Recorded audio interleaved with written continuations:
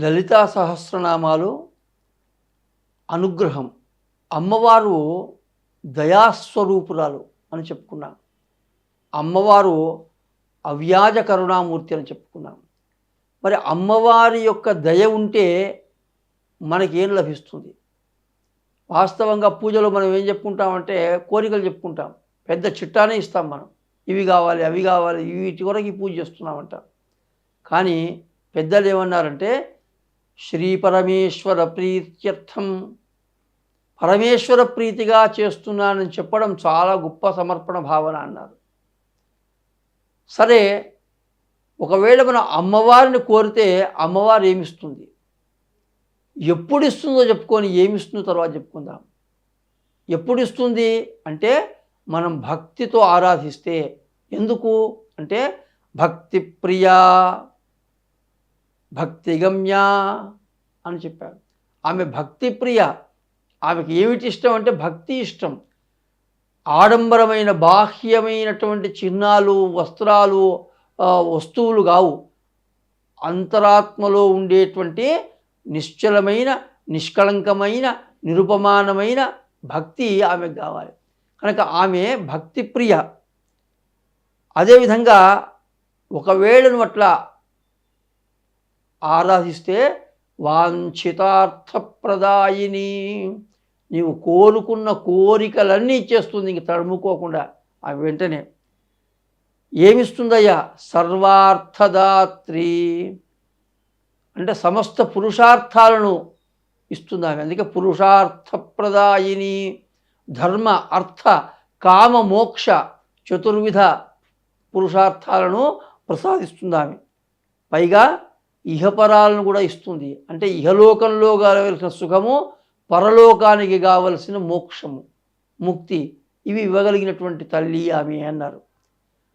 మరి ఇహలోకంలో ఏం కావాలి అంటే మనకు కొన్ని పోవాలి, కొన్ని రావాలి. ఏం పోవాలయ్యా అంటే విఘ్నాలు పోవాలి. మనం ఏ పని చేసినా ఆటంకాలు కలగకూడదు. ఆ పని చేస్తుంది అమ్మవారు. ఎందుకు? విఘ్ననాశిని, విఘ్నాలను నశింపజేసేటువంటి తల్లి. పైగా మాకమ్మా ఏ పాపం అంటకూడదమ్మా అంటాం.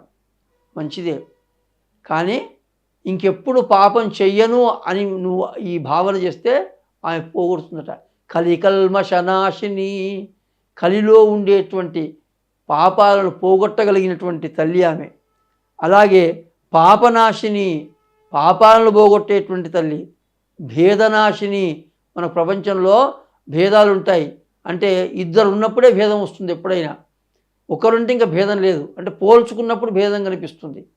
అది రంగు విషయంలో కావచ్చు, ఐశ్వర్యం విషయంలో కావచ్చు, అధికారం విషయంలో కావచ్చు, అంతస్తు విషయంలో కావచ్చు, ఏ విషయంలో కావచ్చు. ఇద్దరు ఉన్నప్పుడే భేద. కనుక అటువంటి భేద జ్ఞానాన్ని పోగొట్టి అద్వైత స్థితిని ప్రసాదిస్తుంది. కనుక భేదనాశిని అన్నారు. అలాగే మమతాహంత్రి, మమత, ప్రేమ. ప్రేమ కూడా ఒక దశలో, ఒక స్థాయిలో ఉండాలి.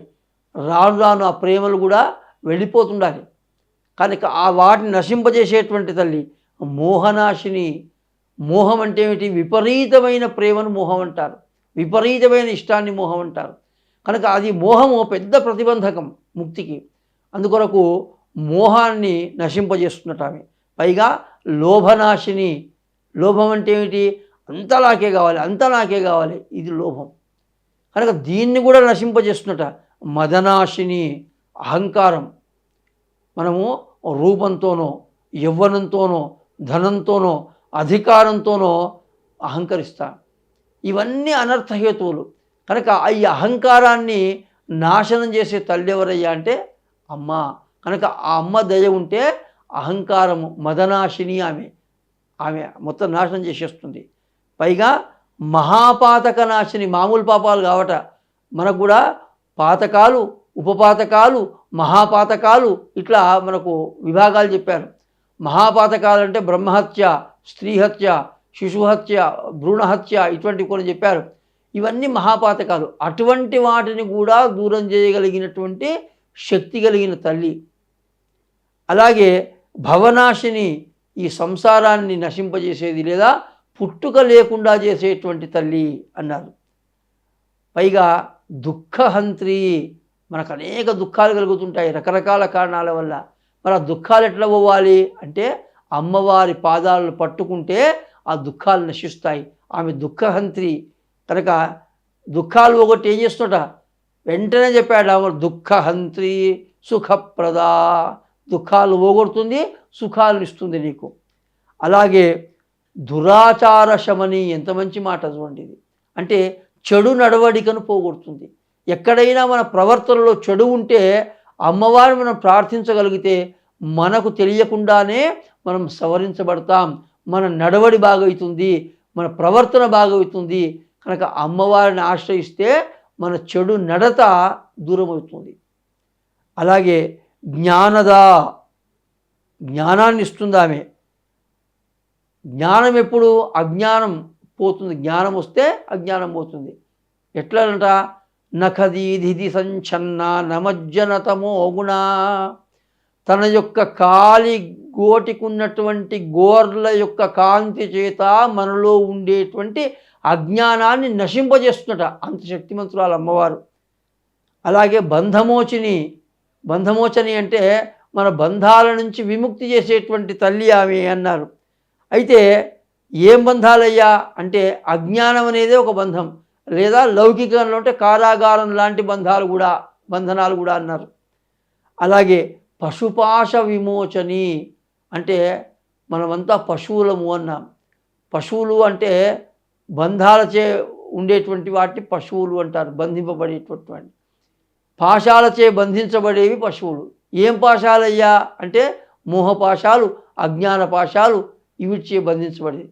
కనుక వాటి నుంచి మనలను దూరం చేసేటువంటి తల్లి, అది విడిపించేటువంటి తల్లి అని ఒక అర్థం. పశుప అని కూడా చెప్పారు, అంటే శివుని సంబంధంగా కూడా వ్యాఖ్యానం చేశారు. తర్వాత సుఖప్రద, సుఖాన్ని ఇచ్చేటువంటి తల్లి. ఎటువంటి సుఖం అంటే ఐహిక సుఖం, ఆముష్మిక సుఖం. ఇహలోక సుఖాలు ఇస్తుంది, పరలోక సుఖాలు ఇస్తుంది. అందుకే అమ్మవారికి ఇంకో పేరు శర్మదా అని.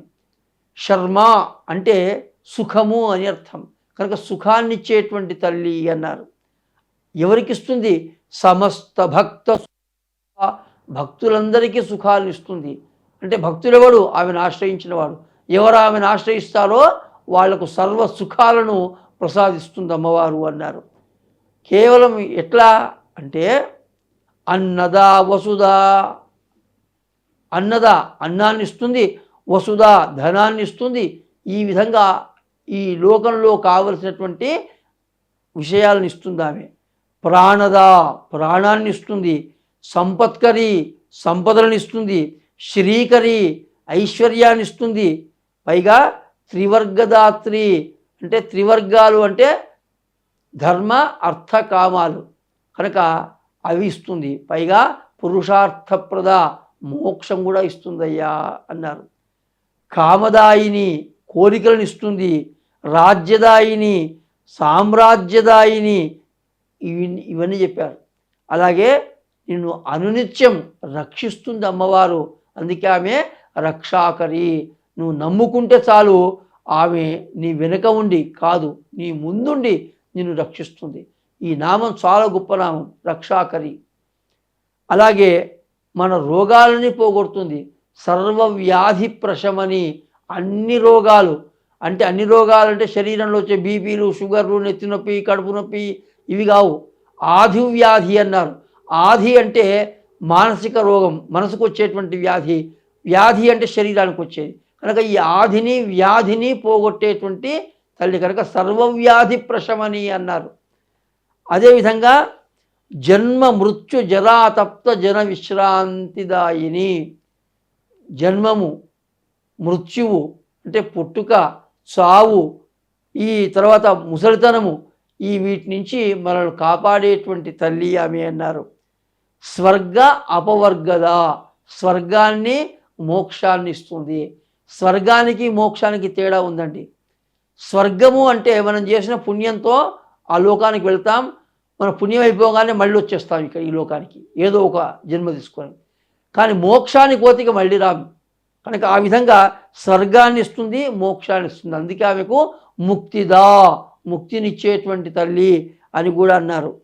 ఆ ఇచ్చేటువంటి ముక్తి లేదా కైవల్యం లేదా మోక్షం ఎటువంటిదట అంటే అనర్ఘ కైవల్య పదదాయిని.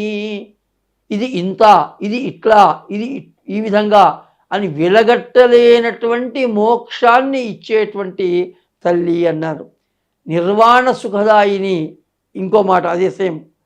కనుక ఈ విధంగా మనకు ఇహపర సుఖాలను ఇచ్చేటువంటి తల్లి, మనలో ఉండేటువంటి దుర్గుణాలను పోగొట్టేటువంటి తల్లి, తర్వాత మన కామ క్రోధ లోభ మోహ మదమాశ్చర్యాలను తొలగించేటువంటి తల్లి.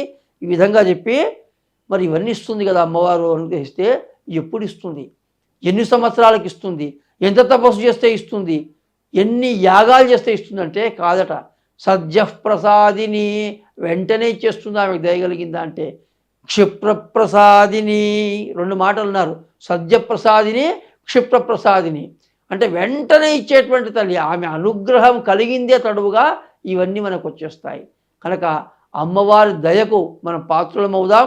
అంటే భక్తి ప్రపత్తులతో ఆమె చరణాలను ఆశ్రయిద్దాం, ఆమె అనుగ్రహాన్ని పొందుదామని తెలియజేస్తూ ఓం స్వస్తి. Please subscribe to the channel and download the Politicos app from the links in the description.